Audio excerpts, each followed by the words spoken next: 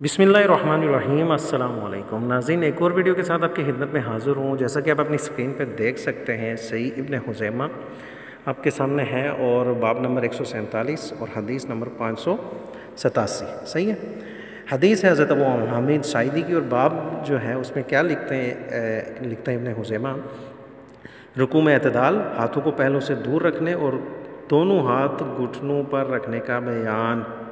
ये हदीस उन्होंने ली है कहाँ के लिए? रुकू के लिए या फिर तशहुद के लिए। क्यों, ये मैं नीचे भी बताता हूँ आपको। ये हदीस लिखने के बाद नीचे देखिए लिखा उन्होंने, ये हदीस नंबर जो है उन्होंने साथ लिखा है ब्रैकेट में हदीस नंबर 587 और उसके बाद सही बुखारी आगे लिखते हैं कि ली उन्होंने कहाँ से? किताबुल अज़ान। आगे देखिए बाब, देखिए बाब क्या बांधते हैं, बाब कहाँ से लिया? इमाम बुखारी ने भी बाब यही बांधा हुआ है, बाब सुन्नत अल जलूस फ़ी तशहुद।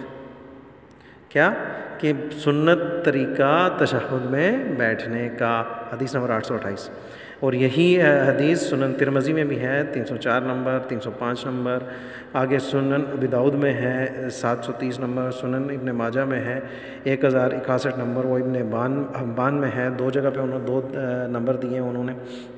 सही है, और सुनन दारमी में भी 1300 कुछ नंबर उन्होंने दिया हुआ है। तो आपने क्या करना है, ये देख लेना है। सही है, मेरा ये वीडियो बनाने का मकसद ये है कि आजकल मुफ्त ही अब्दुल वाहिद कुरैशी और मौलाना इलियास गुम्मन साहब लोगों को गुमराह करने का उन्होंने कॉन्ट्रैक्ट लिया हुआ है। सही है, ये लोग बोला करते हैं ना कि इमाम अबू हनीफा को जो चीज़ समझ आई और आज उनकी मुकाबले में तो कोई नहीं हो सकता। अल्हम्दुलिल्लाह मैं मानता हूँ वो बहुत बड़े फ़कीह थे, बहुत बड़े आलिम थे, बहुत बड़े जो है हमारे स्कॉलर गुज़रे हैं, वो अल्लाह उनकी वो काविशें कबूल व मंजूर फरमाए। आज मैं उन लोगों से सिर्फ़ इतना ही सवाल करूँगा कि इमाम अबू हनीफा को भी ये हदीस समझ में नहीं आई मेरे भाइयों। चलिए उनको छोड़ते हैं, वो तो बहुत बड़ा उनका मर्तबा। उनके शागिर्दों में से शहन को भी समझ में नहीं आई, चलो उनको भी छोड़ देते हैं। आगे आते हैं, हज़रत अब्दुल्लाह इब्न मुबारक को भी समझ में नहीं आई, चले छोड़ देते हैं। उनके बाद जो आए, क्या नाम है, तबा ताबीन, उनको भी समझ में नहीं आई। मुहद्दिस आए, पूरे मुहद्दिस आए, उनको भी समझ में नहीं आई। आज जो है कल का बच्चा मुफ्त ही अब्दुल वाहिद कुरैशी और इलियास गुम्मन साहब, इन दोनों को समझ में आ गई। दूसरों को तो ये बातों में इस तरह से मतलब फंसा लेते हैं ना, अल्लाह माफ़ करे, बात सच नहीं होती, झूठ में ही फंसाते हैं खुद। मतलब आप लोगों को ऐसे ही इन्होंने पागल बनाया हुआ है। हदीस मौजूद है, लेकिन उन्होंने ली कहाँ के लिए है? उससे पहले रफ़ायदैन का बाब गुजर चुका है ना, वो नहीं पढ़ा होगा आपने। पढ़ा है, ज़रूर पढ़ा है, लेकिन आप लोग बेईमानी करते हो, लोगों को बताते नहीं हो। तो ये हदीस यहाँ मौजूद है हज़रत अबू हामिद साइदी की। तो हदीस पढ़ने के बाद देखिए आगे लास्ट में से मैं पढ़ता हूँ, हत्ता के जब वो, ये हदीस पहले देखिए ऊपर क्या लिखा है उन्होंने, जब नमाज के लिए खड़े होते, नबी करीम सल्लल्लाहु अलैहि वसल्लम जब नमाज के लिए खड़े होते तो बिल्कुल सीधे खड़े होते। फिर हदीस का कुछ हिस्सा बयान किया। सही है, हदीस इस तरह से पूरी नहीं है।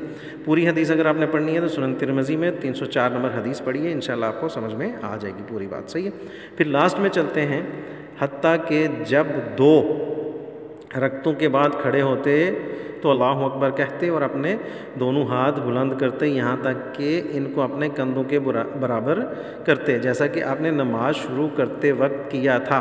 फिर आपने इसी तरह किया हत्ता कि जब वो रकत आ गई जिसमें नमाज मुकम्मल हो जाती है तो आपने अपना बायां पाँव, ये अभी समझ में आई आपको, बायां पाँव को पीछे किया और तोरक किया, तोरक करते हुए अपने पहलू पर बैठ गए। फिर तशहुद के बाद सलाम फेरा। इमाम अबू बकर रहमतुल्लाह अलैह फरमाते हैं, मोहम्मद बिन अता और मोहम्मद बिन उमरो बिन अता हैं, वो ये जिनसे नकल कर रहे हैं उनके नाम भी बता रहे हैं। तो ये हदीस कहाँ के लिए है? तशहुद के लिए। आगे दूसरी हदीस भी बयान करते हैं। सही है, दूसरी हदीस देखिए, उन्होंने दूसरी हदीस बयान करने के साथ ही नीचे फिर से वो किताब के नंबर दिए हुए हैं, कहाँ 730 सुनन अबी दाऊद और तिरमिज़ी में 304 और दारमी में 1307। सही है, ये हदीस मौजूद है और सही अल्फाज के साथ और रफ़ायदैन के लिए ही है।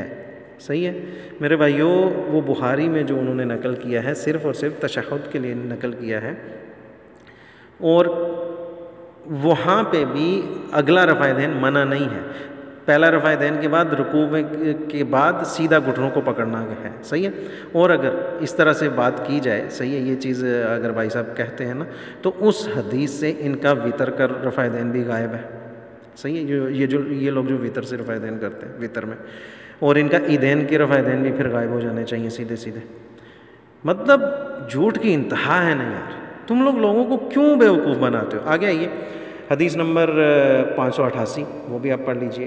اور انہوں نے نیچے 10 صحابہ کا جو ہے قول بھی نقل کیا ہوا ہے. پھر 99 نمبر حدیث نقل کرنے کے بعد دیکھیے نیچے سے لاسٹ سے میں پڑھتا ہوں. حضرت ابو حمید سعیدی نے فرمایا مجھے اجازت دو میں تمہیں رسول اللہ صلی اللہ علیہ وآلہ وسلم کی نماز بیان کرتا ہوں، اور میں تم سے اسے زیادہ جانتا ہوں. انہوں نے کہا اگر یہ ایسی بات ہے تو بیان کرو. انہوں نے فرمایا میں نے رسول اللہ صلی اللہ علیہ وآلہ وسلم کو بہترین وضو کرتے ہوئے دیکھا، پھر آپ نماز میں داخل ہوئے اور تکبیر کہی تو اپنے دونوں ہاتھ اپنے کندھوں کے برابر بلند کیے. پھر آپ نے رکوع کیا تو اپنے دونوں ہاتھ اپنے دونوں گھٹنوں پر ایسے رکھے جیسے، اب سمجھ آ رہی میری بات؟ نہیں آ رہی؟ گھٹنوں پر ایسے رکھے جیسے آپ ان کو پکڑے ہوئے ہوں. سمجھ آ رہی نہیں آ رہی؟ پکڑے ہوئے ہوں. پہلا رفع دین کے ساتھ بعد سیدھا گھٹنوں پہ ہاتھ آ گیا. صحیح ہے، پکڑے ہوئے ہوں. رکوع میں اپنا سر کو نہ اٹھایا اور نہ پھر بہت جھکایا، بلکہ درمیانی حالت میں کمر کے برابر رکھا اور اپنے بازو کو اپنے پہلو سے دور رکھا. پھر رکوع سے اپنا سر اٹھایا تو سیدھے کھڑے ہو گئے حتیٰ کہ ہر ہڈی اپنی جگہ میں لوٹ گئی. پھر جناب بندر نے باقی حدیث بیان کی اور حدیث کے آخر میں یہ الفاظ بیان کیے کہ تمام صحابہ کرام رضوان اللہ اجمعین نے فرمایا رسول اللہ صلی اللہ علیہ وسلم کی نماز اسی طرح ہوتی تھی. امام ابو بکر، آگے یہ تھوڑا سا غور کیجئے گا، امام ابو بکر رحمۃ اللہ فرماتے ہیں میں نے جناب محمد بن یحییٰ کو سنا، وہ فرما رہے تھے جس شخص نے یہ حدیث سننے کے بعد رکوع کو جاتے اور رکوع سے سر اٹھاتے وقت رفع دین نہ کیا تو اس کی نماز ناقص ہے. اگر میں جھوٹ بول رہا ہوں تو عربی ساتھ میں لکھی ہوئی ہے فصلاتہ ناقصہ. اب ایک کام کرتے ہیں، یہ نیچے حدیث نمبر اس کے لکھے ہوئے ہیں، صحیح ہے، ساری حدیثوں کے نمبر بھی لکھے ہیں، کہاں سے لیے انہوں نے. پھر سے وہی حدیث ہے، پھر سے وہی حدیث ہے، پھر سے وہی حدیث ہے. ابھی چلتے ہیں کہاں پہ؟ صحیح بخاری میں. تو میرے بھائیوں ہم آگے ابھی صحیح بخاری میں، تو صحیح بخاری میں باب نمبر 82 تکبیر تحریمہ کا وجوب اور نماز کے آغاز کا بیان، حدیث نمبر 732-33. صحیح ہے. اس کے بعد حدیث نمبر 734. اوکے. باب نمبر 83 میں تکبیر اولیٰ اور نماز شروع کرنے کے ساتھ ہی دونوں ہاتھوں کو اٹھانا. اوکے. حدیث نمبر 735 یہاں سے نماز شروع ہوتی ہے. اوکے، سمجھ آ رہی میری بات؟ نہیں آ رہی؟ 732 سے لے کر شروع ہوتی ہے نماز، اور ابھی جو ہے ہاتھ کہاں تک اٹھانا ہے یہ حدیث ہو گئی. آگے آئیے باب نمبر 84 اور حدیث نمبر 736 اور 37 تکبیر تحریمہ کے وقت رکوع میں جاتے اور رکوع سے سر اٹھاتے وقت رفع دین کرنا. یہ امام بخاری کی کتاب ہے، صحیح بخاری ہے، میں کسی اور کی کتاب نہیں دکھا رہا آپ کو. ہاں اوکے. اس میں بھی 2 حدیثیں نقل کی ہیں، پہلی تو حضرت عبداللہ ابن عمر اور دوسری حضرت مالک بن حویرث رضوان اللہ اجمعین کی یہ حدیثیں نقل کرتے ہیں. اور یہ تقریباً دونوں حدیثیں الحمدللہ حدیث کی ساری کتابوں میں موجود ہے رفع دین کے باب میں. اس چیز کو سمجھیے گا، کس میں؟ رفع دین کے باب میں نماز شروع کرتے وقت. یہ نہیں کہ تشہد اور سلام میں جا کے بات کرو. صحیح ہے. آگے آئیے باب نمبر 85 نمازی کہاں تک اپنے ہاتھوں کو اٹھائے گا. اس میں بھی حضرت ابو حمید سعیدی کی وہ بات نقل کرنے کے بعد حدیث دوسری لے رہے ہیں. حضرت ابو حمید کی سعیدی کی تھوڑی باب کے بعد تھوڑی چیزیں نقل کر رہے ہیں کہ انہوں نے کیا کیا چیز بتائی ہے. آئی بات سمجھ میں؟ آگے آئیے باب نمبر 86 2 رکعتوں سے کھڑے ہوتے وقت رفع دین کا بیان. میرے بھائیوں یہاں رفع دین کا کام ختم ہو گیا حدیث نمبر 739 تک. صحیح ہے. حضرت عبداللہ ابن عمر کی حدیث. اوکے. اس کے بعد نماز میں دائیں ہاتھ بائیں ہاتھ پر رکھنا. اوکے، یہ ایک ہی حدیث لی ہے. پھر انہوں نے نماز میں خشوع کا بیان، نماز میں تکبیر تحریمہ کے بعد کیا پڑھے. اوکے، سمجھ آ رہی ہے کیا پڑھے؟ ابھی ہم 743 نمبر حدیث پہ، اور مفتحی عبدالواحد قریشی 828 پہ سیدھا جمپ مارتا ہے. تو ہم بھی جمپ ماریں؟ چلیں. نہیں، آپ تھوڑا دیکھتے جائیے. پھر اس کے بعد آگے نماز میں امام کی طرف دیکھنا، ساری چیزیں نقل کی ہیں. نماز میں آسمان کی طرف دیکھنا، نماز میں ادھر ادھر دیکھنا، کیا نمازی کسی ہنگامی صورت میں سفر و حضر کی نماز سری و جہری نمازوں میں امام اور مقتدی کے لیے قرات کا واجب ہونا. یہ امام بخاری لکھتے ہیں، میں نہیں کہہ رہا. اب نمازوں میں کون کون سی قرات کرنی ہے، کون سی نماز میں، یہ پوری نمازوں کا ذکر ہوگا. صحیح ہے، چلتے ہیں چلتے ہیں چلتے ہیں آگے، چلتے ہیں آگے چلتے ہیں میرے بھائیوں. یہ کیا تھا؟ ایک رکعت میں 2 صورتیں پڑھنا. اوکے. آخری 2 رکعتوں میں سورہ فاتحہ پڑھنا. اوکے. امام سری نماز میں کوئی آیت سنا دے، یہ بھی موجود ہے الحمدللہ. یہ اچھا یہاں پہ جاتے جاتے یہ بھی دکھا دوں آپ کو. باب نمبر 111، امام کا بآواز بلند آمین کہنا. یہ چیزیں مفتہی عبدالواحد قریشی کو نہیں دکھی. حدیث نمبر 780 یہ نہیں دکھی. آمین کہنے کی فضیلت 781 نہیں دکھی. مقتدی کا بآواز بلند آمین کہنا 782 نہیں دکھی. انا للہ و انا الیہ راجعون. رکوع میں پورے طور پر تکبیر کہنا. سجدے، ابھی یہاں دیکھیں سجدے وغیرہ کرتے سیدھا وہ جاتا کہاں پہ ہے، میں آپ کو بتاتا ہوں. سیدھا ابھی باب آنے والا ہے. باب جو ہے یہاں پہ 2 رکعتوں سے اٹھتے وقت اللہ اکبر کہنا، مطلب یہ آخری تشہد جو ہے بیٹھنے کا مصنون طریقہ یہاں آتا ہے. وہ جوان سیدھا تشہد میں بیٹھنے کا مصنون طریقہ امام بخاری کو سمجھ میں نہیں آیا. میں کہتا ہوں امام بخاری چھوڑو، وہ تو بعد کی بات ہے. حضرت امام ابو حنیفہ کو سمجھ میں نہیں آیا. آج مفتہی عبدالواحد قریشی کو یہ چیز بہت اچھے طریقے سے سمجھ آ گئی، اور وہ حدیث یہ ہے جو میں پہلے ہی ویڈیو میں کھولنے کے بعد آپ کے سامنے رکھی تھی. اوکے. اور حضرت ابن خزیمہ کیا کہہ رہے تھے؟ حضرت محمد بن عمر بن عطا سے روایت، وہ آخر میں انہوں نے لکھا ہوا ہے، روایت ہے. اور رسول اللہ صلی اللہ علیہ وسلم کے چند اصحاب کے ساتھ بیٹھے ہوئے تھے. اس دوران میں نبی کریم صلی اللہ علیہ وسلم کی نماز کا ذکر ہونے لگا تو حضرت ابو حمید ساعدی نے فرمایا، مجھے رسول اللہ صلی اللہ علیہ وسلم کی نماز تم سب سے زیادہ یاد ہے. میں نے رسول اللہ صلی اللہ علیہ وسلم کو دیکھا کہ آپ نے تکبیر تحریمہ کہی، اپنے دونوں ہاتھ کندھوں کے برابر لے گئے، اور جب آپ نے رکوع کیا تو دونوں ہاتھ اپنے گھٹنوں پر جما لیے. تھوڑی سی عقل ہو نا، تھوڑی سی عقل ہو تو رکوع جاتے وقت تو اللہ اکبر کہتا ہے نا انسان. آج ہم کہہ رہے ہیں نا، تو وہ بھی چھوڑ دیں. اور میرے بھائیوں یہ لوگ واللہ آپ لوگوں کو گمراہ کر رہے ہیں، واللہ گمراہ کر رہے ہیں. حدیث آپ پڑھیے نا، میں آپ کے سامنے پڑھ رہا ہوں نا. تکبیر تحریمہ کی، جب میں نے رسول اللہ صلی اللہ علیہ وسلم کو دیکھا آپ نے تکبیر تحریمہ کہی تو اپنے دونوں ہاتھ کندھوں کے برابر لے گئے. تکبیر تحریمہ کہی، کندھوں کے برابر لے گئے. اس کا مطلب تکبیر تحریمہ کے وقت ہاتھوں اٹھائے، اور جب آپ نے رکوع کیا تو دونوں ہاتھ اپنے گھٹنوں پر جما لیے. پھر اپنی کمر کو حمیدہ کیا، اور جب آپ نے سر اٹھایا تو ایسے سیدھے کھڑے ہوئے کہ ہر ہڈی اپنی جگہ پر آ گئی. یہ صرف اور صرف طریقہ بتا رہے ہیں، نہ اس میں اللہ اکبر بتا رہے ہیں، نہ سمیع اللہ لمن حمیدہ. دوسری حدیث دیکھنی ہے نا 304 ترمذی کی، تو وہ دیکھ لیجئے. صحیح ہے، 304 305. چلیں نہیں تو میں اسی ویڈیو میں انشاءاللہ کھولتا ہوں. صحیح ہے، آپ کو انشاءاللہ ساری باتیں سمجھ میں آ جائیں گی. جب آپ نے سر اٹھایا تو ایسے سیدھے کھڑے ہوئے کہ ہر ہڈی اپنی جگہ پر آ گئی، اور جب آپ نے سجدہ کیا تو نہ آپ دونوں ہاتھوں کو بچھائے ہوئے تھے اور نہ ہی سمیٹے ہوئے تھے، اور پاؤں کی انگلیاں قبلہ رخ تھیں. اور جب 2 رکعتوں میں بیٹھتے تو بایاں پاؤں بچھا کر بیٹھتے اور دایاں پاؤں کھڑا رکھتے. اور جب مسئلہ سارا یہاں پہ یہ جو زور دے رہے ہیں، اور جب آخری رکعت میں بیٹھتے تو بایاں پاؤں آگے کرتے اور دایاں پاؤں کھڑا رکھتے. پھر اپنی نشست گاہ کے بل بیٹھ جاتے. نیچے دیکھیے آگے انہوں نے پوری نقل کی ہے کہ کلو فقار جو ہمارے جو مفتہی عبدالواحد قریشی صاحب ڈرامہ کیا کرتے ہیں. میرے بھائیو یہاں پہ دیکھیے بنیاد الطالبین جو ہے اس میں بھی نماز کا ذکر ہے. دیکھیں حیت نماز میں نماز شروع کرنے کا بیان، اور نماز تقریباً پوری نماز کا وہ کس طرح سے نبی کریم صلی اللہ علیہ وسلم نماز پڑھتے تھے. شیخ عبد القادر جیلانی وہ اس میں پوری چیزیں بتا بھی رہے ہیں اپنی کتاب میں. یہ ان کی کتاب ہے، میری نہیں ہے. صحیح ہے، پھر چلتے ہیں دوسری طرف. ایک اور بنیاد طالبین میں نے جو ہے آپ کے لیے لی ہے. میں نے کہا چلو یہ بولیں گے کہ یہ کسی اور کا ترجمہ ہے، تو یہ الحمدللہ ہمارے بریلوی مکتبہ فکر نے جو اس ترجمہ کیا ہے اس میں دیکھیے 3 نمبر پہ رکوع سے اٹھتے وقت ہاتھوں کو یوں اٹھانا. رکوع کو 2 نمبر بھی دیکھ لیں، رکوع کو جاتے وقت دونوں ہاتھوں کا اٹھانا. بنیاد الطالبین ہے، شیخ عبد القادر جیلانی کی کتاب ہے رحمۃ اللہ علیہ، میری نہیں ہے. آئی بات سمجھ میں؟ تو ناظرین جاتے جاتے صحیح ابن حبان بھی میرے پاس آ گئی، تو میں نے کہا یہ بھی آپ کو دکھاتا چلوں. تو انہوں نے جو ہے ابن حبان نے نمازی کے لیے بات مستحب ہونے کا تذکرہ وہ اپنی نماز میں 2 رکعت کے بعد کھڑے ہوتے وقت اپنے دونوں ہاتھ کندھوں تک بلند کرے. صحیح ہے.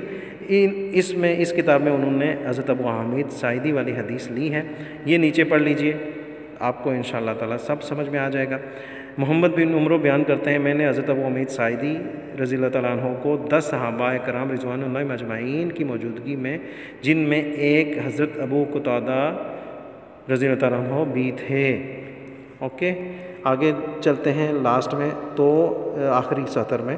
تو حضرت ابو حمید ساعدی نے بتایا، جب نبی کریم صلی اللہ علیہ وسلم نماز کے لیے کھڑے ہوتے تھے تو آپ تکبیر کہتے، اپنے دونوں ہاتھ کندھوں تک بلند کر لیتے تھے.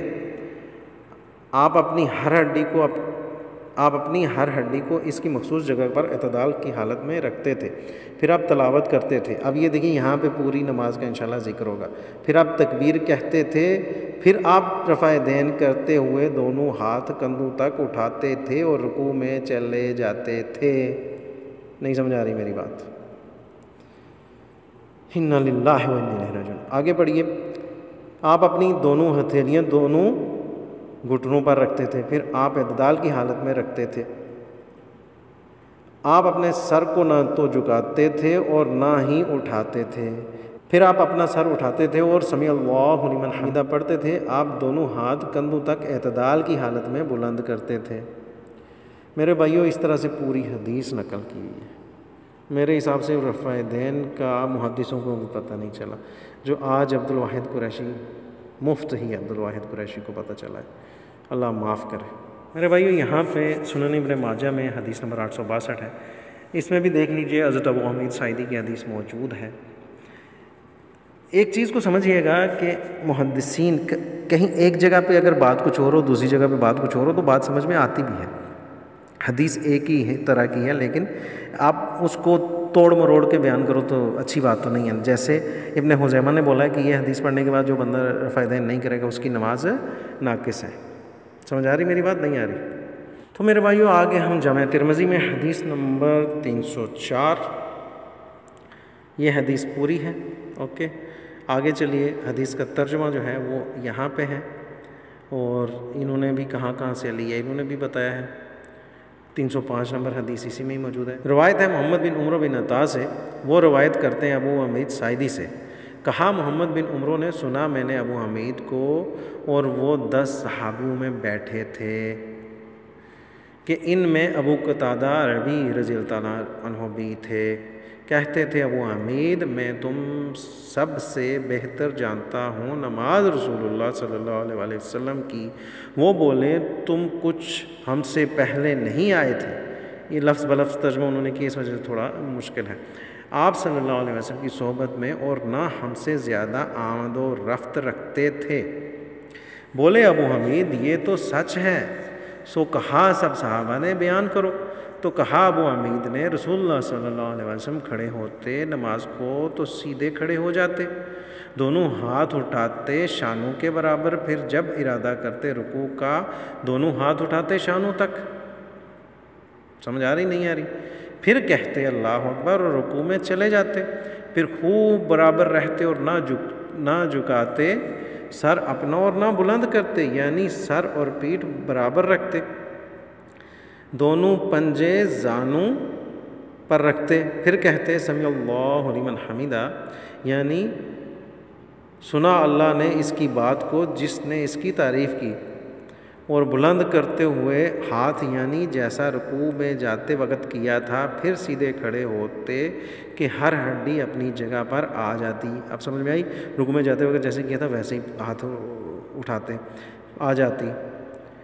پھر جھکتے زمین کی طرف سجدہ کو. پھر کہتے اللہ اکبر اور جدا رکھتے اپنی باہیں بغلوں سے اور کھلے رکھتے انگلیاں اپنے پاؤں کی. پھر بایاں پاؤں موڑ کر اس پر بیٹھ جاتے. پھر برابر بیٹھ جاتے کہ ہو جاتی ہر ہڈی اپنی جگہ میں. پھر جھکتے سجدے کو اور کہتے اللہ اکبر. پھر موڑتے پیر اور سیدھے بیٹھ کر ہر ہڈی اپنی جگہ میں پہنچ جاتی. پھر اٹھتے اور ایسا ہی دوسری رکعت میں بھی کرتے. پہلی رکعت گزر گئی، دوسری رکعت میں بھی ایسا ہی کرتے، یہاں تک کہ دونوں رکعتوں کے بعد اٹھتے. میرے بھائیوں، تو اللہ اکبر کہتے اور دونوں ہاتھ اٹھاتے شانوں تک، یعنی تیسری رکعت کو جب اٹھتے، جب بھی رفع دین کرتے جیسا کیا تھا نماز شروع کے وقت، پھر ایسا ہی کرتے رہتے یہاں تک کہ جب وہ رکعت ہوتی کہ جس میں نماز ہوتی پوری ان کی، یعنی آخری رکعت میں پیچھے کر دیتے، بایاں پیر داہنی طرف نکال دیتے اور بیٹھ جاتے سرین پر اور سلام پھیرتے۔ نہیں سمجھ آئی میرے بھائی؟ نیچے جو ہے حدیث نمبر 305 جو ہے وہ سیم یہی الفاظ ہیں، لیکن آخر میں صحابہ نے کہا آپ نے سچ کہا۔